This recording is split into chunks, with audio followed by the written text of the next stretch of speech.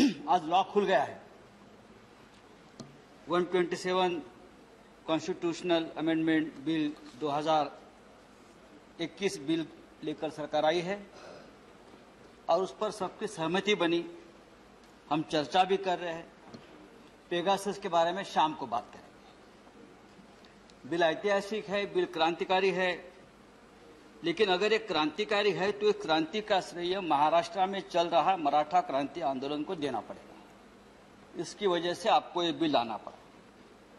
अपने हक के लिए लाखों मराठा युवक बच्चे सड़क पर उतरे और बहुत ही डिसिप्लिन तरीके से आंदोलन किया, लेकिन कहीं भी लॉ एंड ऑर्डर का समस्या खड़ी नहीं हुई। ना किसी के ऊपर पत्थर पड़ा, ना कहीं एक शीशा टूटा। और इसके लिए सरकार को आज हमको ये बिल लाना पड़ रहा है। इस विधेयक के तहत राज्य सरकार का ओबीसी के लिए आरक्षण की सूची तैयार करने और अपने हिसाब से उन्हें आरक्षण देने का अधिकार मिल जाएगा।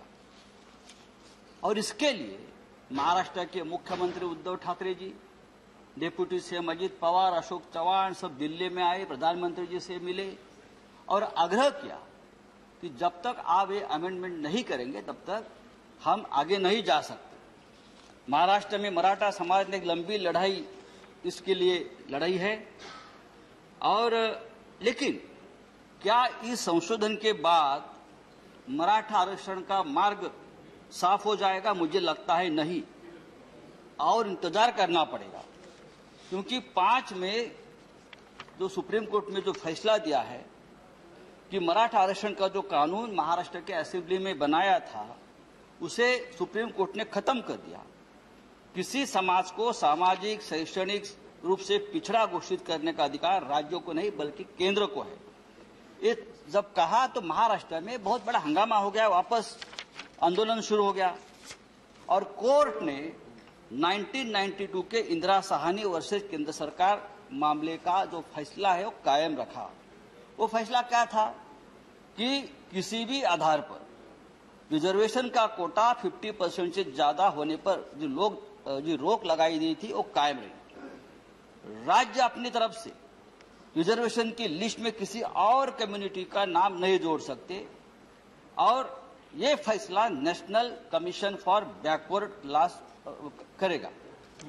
ये जो राष्ट्रीय पिछड़ा आयोग है जो 2018 में मोदी सरकार ने बनाया, 2018 में 102वां जो अमेंडमेंट किया, क्लॉज 342A पेश किया और इस अमेंडमेंट के तरह उनको जो अधिकार दिया है उस कमीशन को, तो उससे क्या हो गया कि पूरे राज्य के अधिकार जो है वो केंद्र को आ गए। उसी वक्त सब ने चेतावनी दी थी कि इतने ज्यादा अधिकार आप एक कमीशन को, केंद्र को मत देना और राज्य के अधिकार मत छीनना। लेकिन सरकार ने उस वक्त जो गलती की थी और गलती के बावजूद सरकार अपनी ही पीठ थपथपा लेने लगी थी। बात ऐसी है, ये आदत है, उससे सीखना चाहिए। गलती का भी इवेंट कैसा करें, संजय जी चेयर पर, गलती का भी इवेंट, फिर गलती दुरुस्त करने के बाद उसका उत्सव मनाने का इवेंट, ये सरकार से सीखना चाहिए। और उनको ये इतना कॉन्फिडेंस कहां से आता है ये मुझे मालूम नहीं। अगर इतना कॉन्फिडेंस है थोड़ा हमारे पास उधार दे दो, यहाँ भी थोड़ा कॉन्फिडेंस की जरूरत है। सर आज आप ये बिल लेकर आए हैं, लेकिन ये बिल आधा अधूरा है। ये बिल में आपने अमेंडमेंट के बावजूद भी जब तक आप आरक्षण पर जो 50% का जो सीलिंग आपने रखा है वो 30 साल पुराना है, 30 साल हो गए।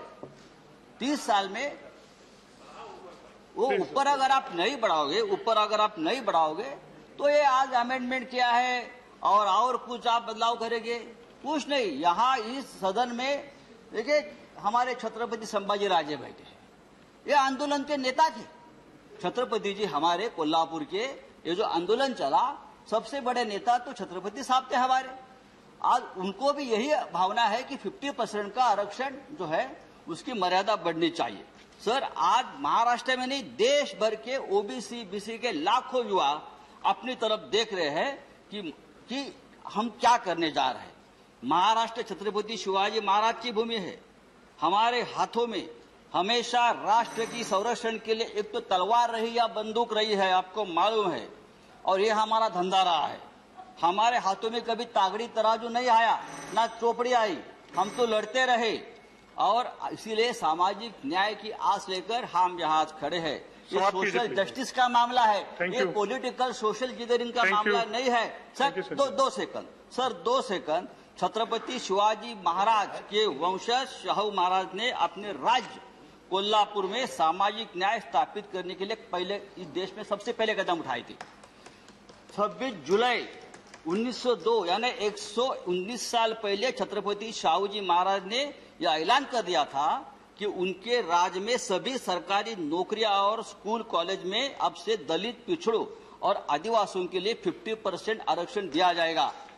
SC, ST, OBC का 50% आरक्षण देने वाला वो राजा महाराष्ट्र का था, वो राजा मराठा था। आज वही मराठा समाज महाराष्ट्र में अपने हक के लिए सड़क पर उतरा और न्याय मांग रहा है। उसे नहीं चाहिए, उसे अधिकार चाहिए। और मुझे थैंक यू, धन्यवाद, धन्यवाद। श्री विनय विश्वम, नॉट प्रेजेंट।